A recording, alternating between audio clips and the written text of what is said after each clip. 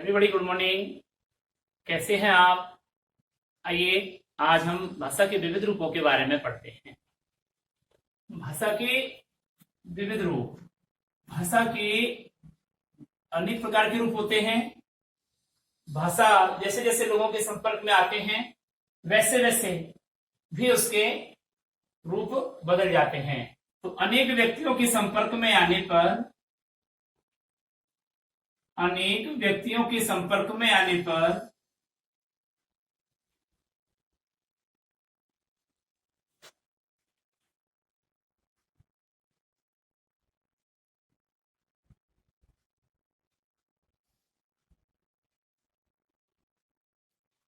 भाषा के अनेक व्यक्तियों के संपर्क में आने पर भाषा के विविध रूप हो जाते हैं।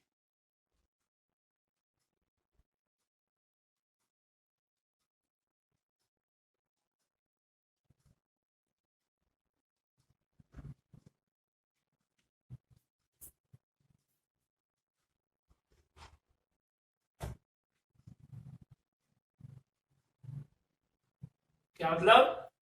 अनेक व्यक्तियों के संपर्क में आने के कारण भाषा के विविध रूप होते हैं। अब कौन कौन से हैं? नंबर 1,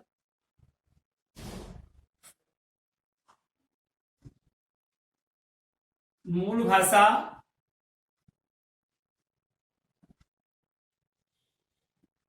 नंबर 2, विभाषा। नंबर 3, बोली। और नंबर 4, उपबोली।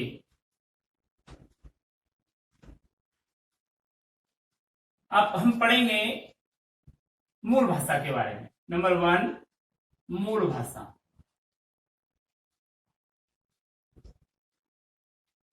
देखिए, विश्व में जितनी भी भाषाएं हैं उनको बोलने के लिए कोई ना कोई मूल भाषा रही होगी।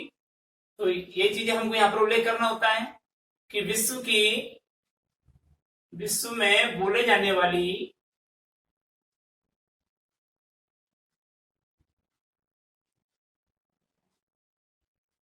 विविध भाषाओं के मूल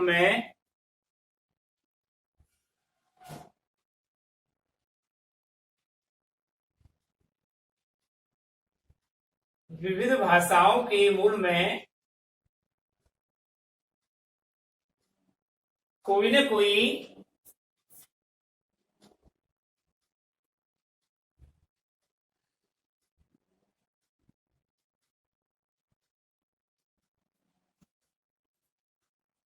भाषा एक भाषा रही होगी या एक मूल भाषा रही होगी।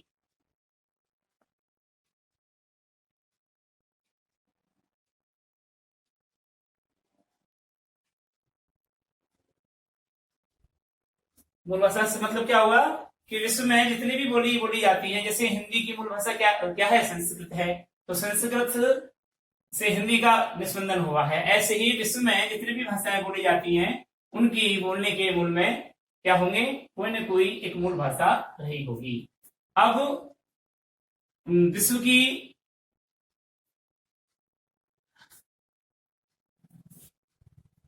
10 भाषाओं को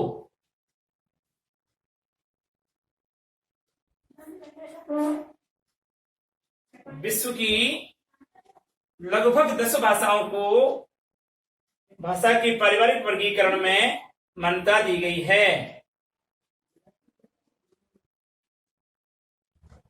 भाषा के पारिवारिक वर्गीकरण में मान्यता दी गई है।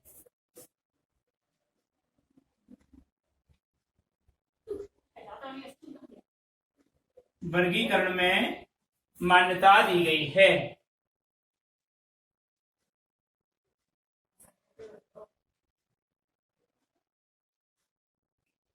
ठीक है। विश्व में बोले जाने वाली विविध भाषाओं के मूल में कोई न कोई एक भाषा रही होगी। विश्व की 10 भाषाओं को भाषा के पारिवारिक वर्गीकरण में मान्यता दी गई है, ये मूल भाषा के संदर्भ में आपका मैटर था। अब आता है दूसरा, विभाषा।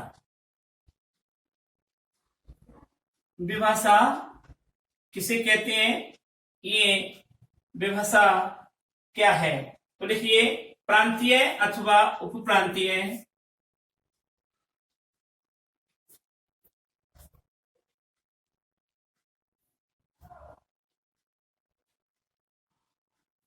प्रांतीय अथवा उपप्रांतीय आधार पर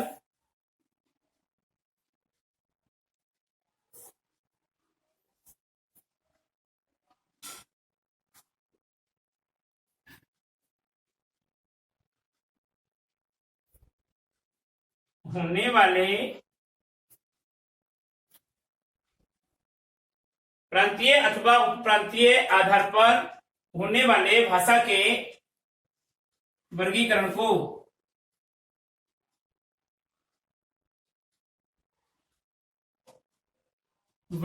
को विभाषा कहा जाता है।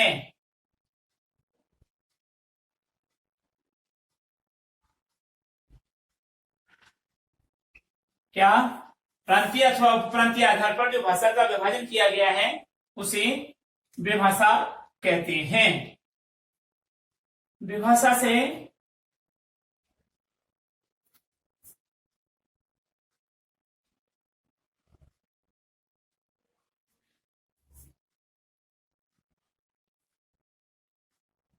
क्षेत्रीय स्तर पर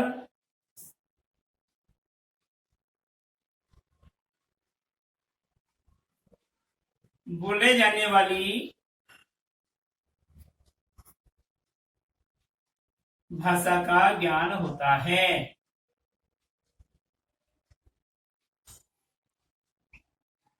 ठीक है। अब आता है नंबर 3, बोली।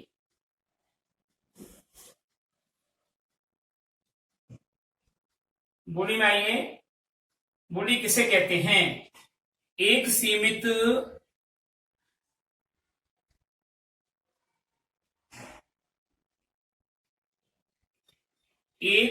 क्षेत्र में बोले जाने वाली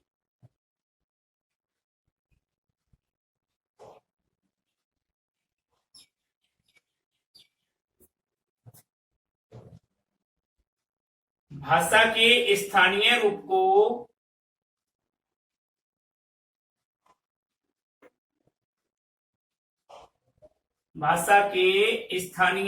को क्या कहा जाता है? बोली कहा जाता है।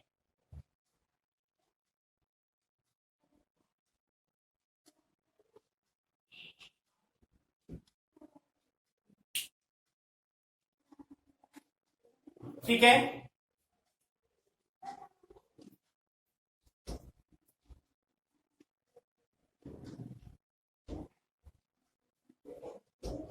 अर्थात हम यूं कहें कि प्रांतीय स्तर के शासनकाल में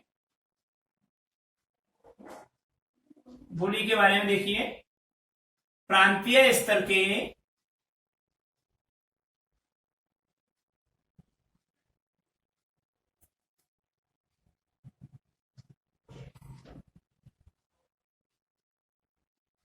शासनकाल में प्रयुक्त होने वाली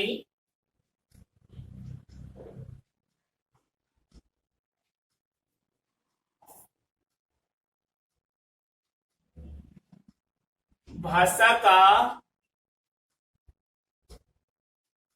काल संचारण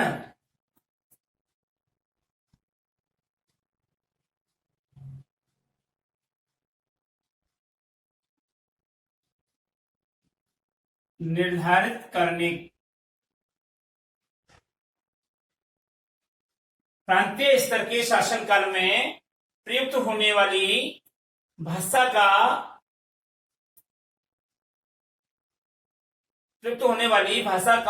स्थानीय स्तर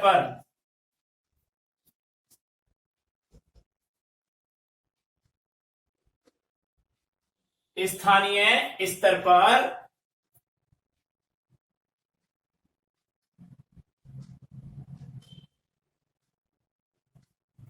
साहित्यिक रचना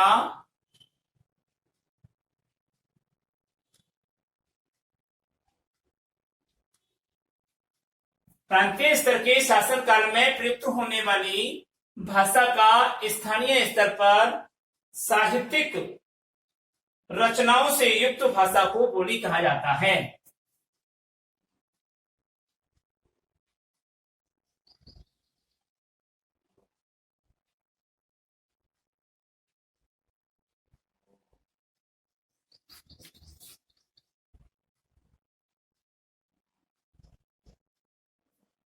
कहा जाता है।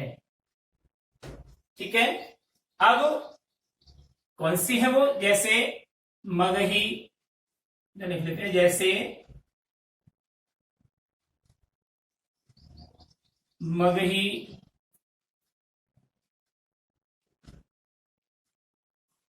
बावली,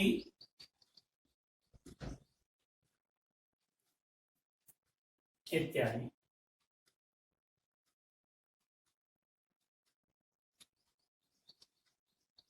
आदि ये क्या है? बोली है। ठीक है, अब आइए बोली के बाद में उपबोली।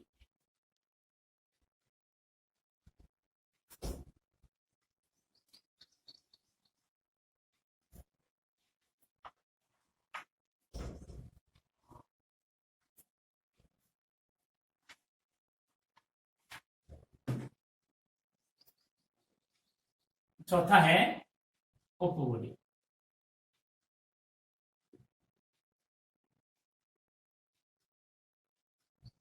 प्रत्येक व्यक्ति की भाषा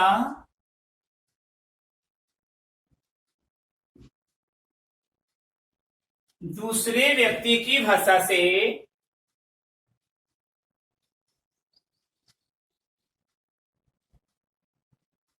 प्रत्येक व्यक्ति की भाषा में दूसरे व्यक्ति की भाषा से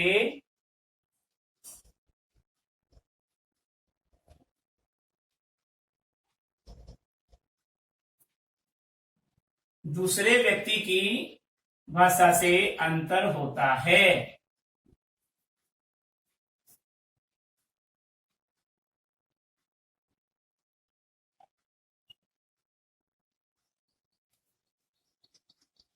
व्यक्तिगत बोली ही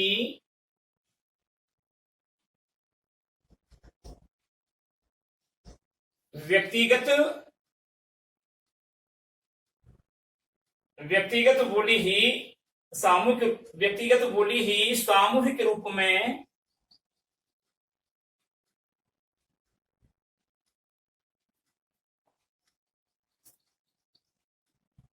प्रयुक्त होने पर उपबोली कहलाती है।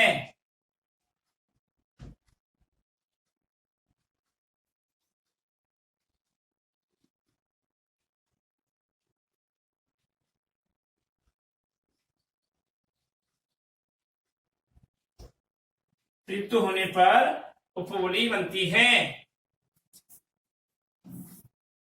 उपबोली के बारे में थोड़ा सा इंट्रोडक्शन कि उपबोली से ही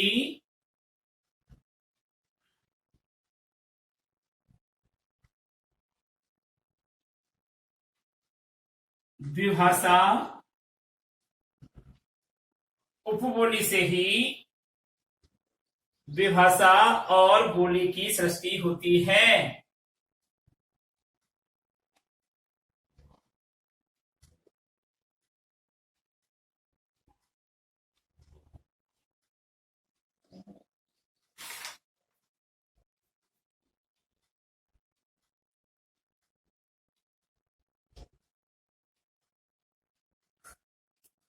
ठीक है, अब आती है भाषा की इकाइयां।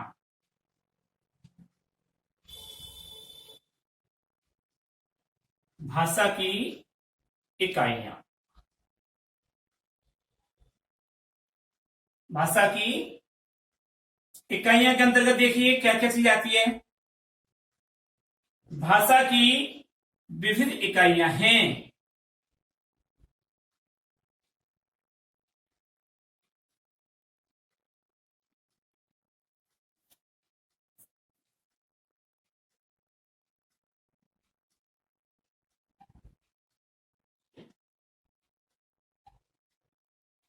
देखिए, भाषा के बारे में पढ़ा, भाषा के भेदों के बारे में पढ़ा, भाषा के दो विविध रूपों के बारे में पढ़ा। भाषा के भेदों को ही भाषा के दो विविध रूप कहते हैं।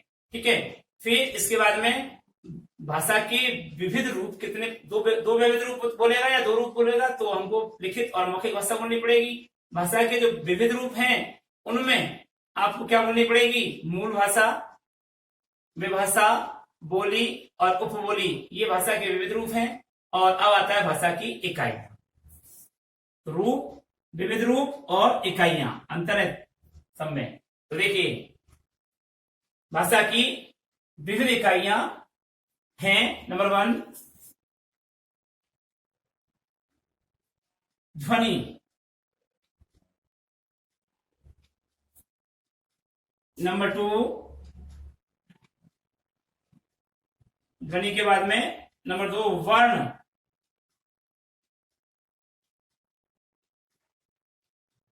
वर्ण, नंबर 3 शब्द और नंबर 4 ध्वनि, वर्ण, शब्द और नंबर 4 पद और नंबर 5 वाक्य।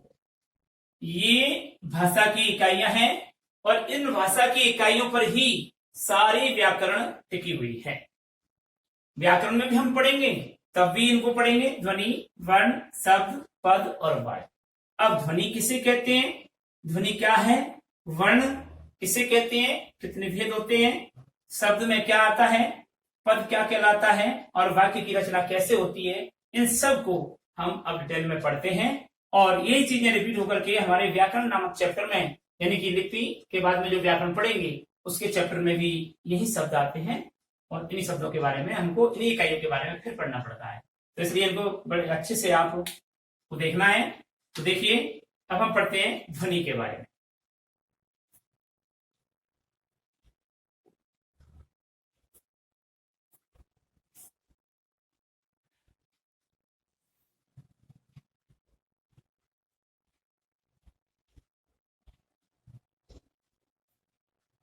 कि ध्वनि क्या है। नंबर 1 ध्वनि, किसी भी प्राणी के मुख से जो शब्द निकलता है, यानी जो आवाज की उत्पत्ति होती है वह ध्वनि कहलाती है। तो हम इसको लिखने के रूप में कैसे लिखेंगे, मनुष्य या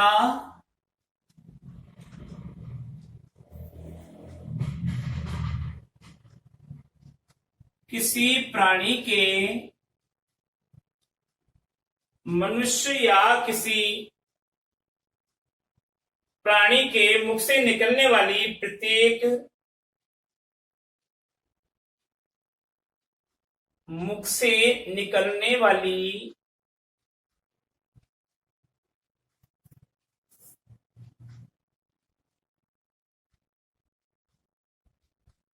प्रत्येक स्वतंत्र आवाज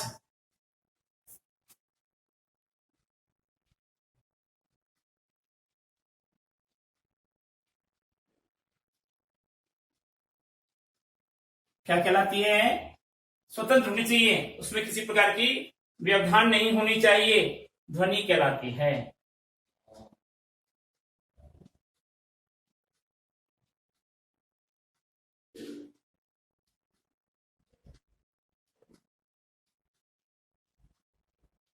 किसी से, या तो मनुष्य है या कोई भी प्राणी है, उनके मुख से जो स्वतंत्र ध्वनि निकलती है, स्वतंत्र आवाज निकलती है, उसे ही हम ध्वनि कहते हैं।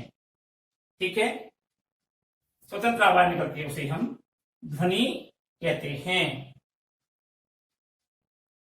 अब आपने अभी भाषा, विभाषा, बोली, उपबोली ये चीज पढ़ी ना, तो इसके बारे में ध्वनि का निस्पंदन कैसे होता है। विभाषा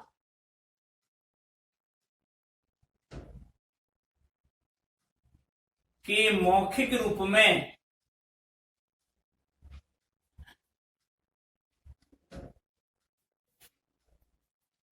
ये भाषा कर दो, भाषा के मौखिक रूप में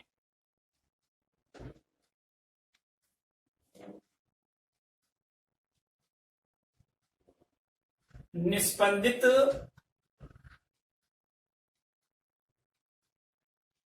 भाषा के मौखिक रूप में निस्पंदित ध्वनि का ही प्रयोग किया जाता है।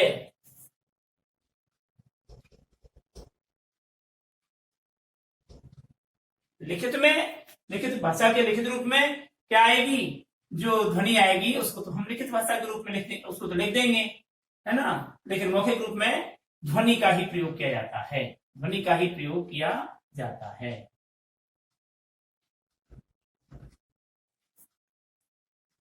और ध्वनि के बाद में आता है वर्ण। नंबर 2,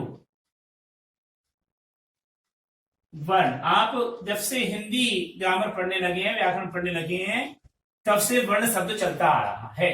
तो यानी कि छठी क्लास से आप, या ये कहें तीसरी क्लास से ही वर्ण के बारे में पढ़ चुके हैं कि वर्ण क्या है, वर्ण किसे कहते हैं। तो देखिए वर्ण किसे कहते हैं। भाषा की सूक्ष्मतम इकाई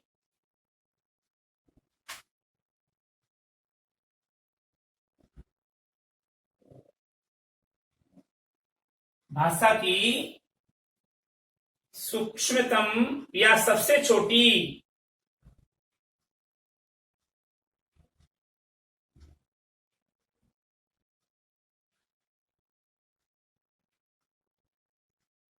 इकाई को वर्ण कहा जाता है।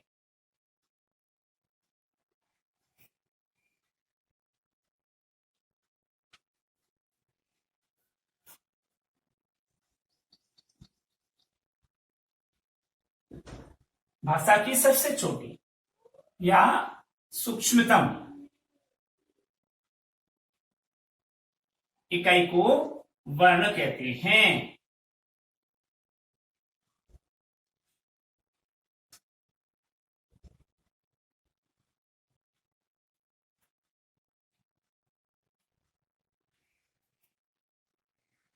अब वर्ण के बारे में देखिए। वर्ण ध्वनि के रूप में ही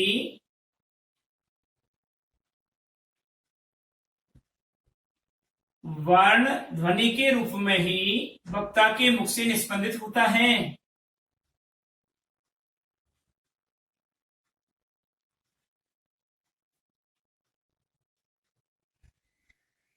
वक्ता के मुख से निस्पंदित होता है।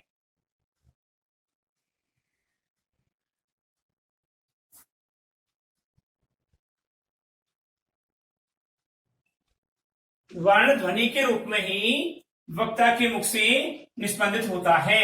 ठीक है, अब आइए वर्ण के भेद। वर्ण के भेदों को देखिए। वर्ण कितने प्रकार के होते हैं, इनको भी देख लेते हैं थोड़ा सा।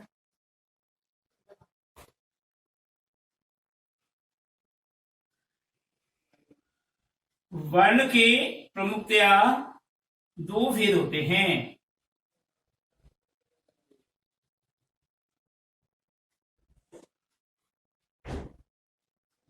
नंबर 1 स्वरवर्ण और नंबर 2 व्यंजन वर्ण।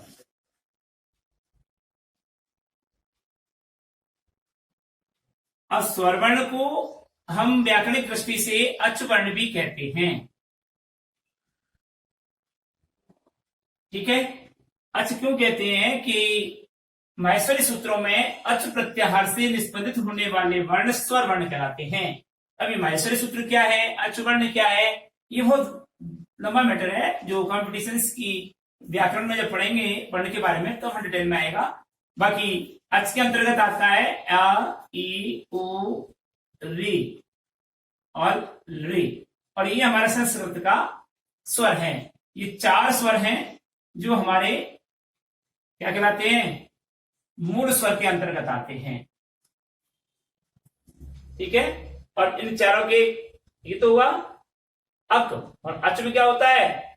अ, ई, उ, री, ली, ए, ओ, आई, औ, ये होते हैं जी। तो ये है आपके स्वर वर्ण।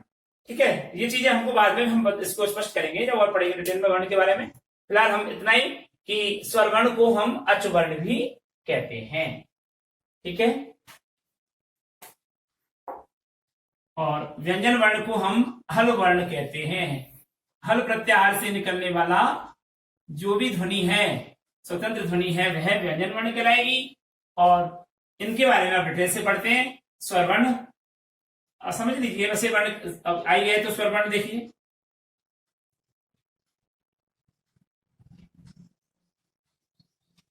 डिटेल में आइए तो देखो स्वर वर्ण,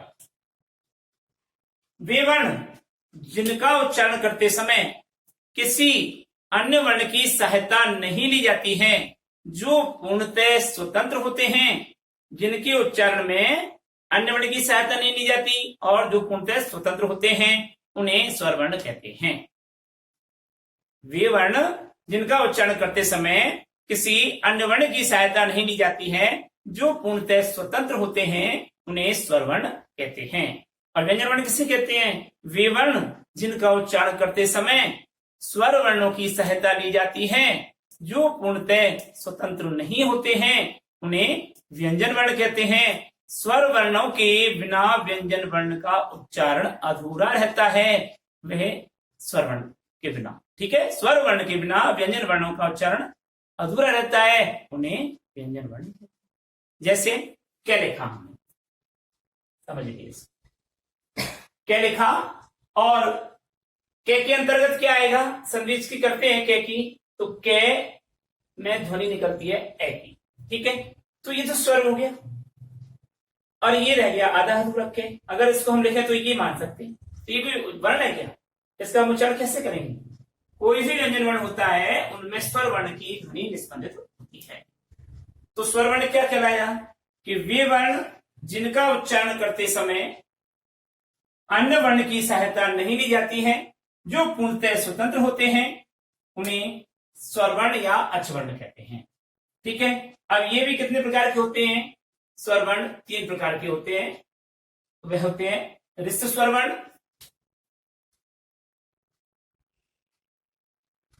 दीर्घ स्वर वर्ण और प्लुत स्वर वर्ण।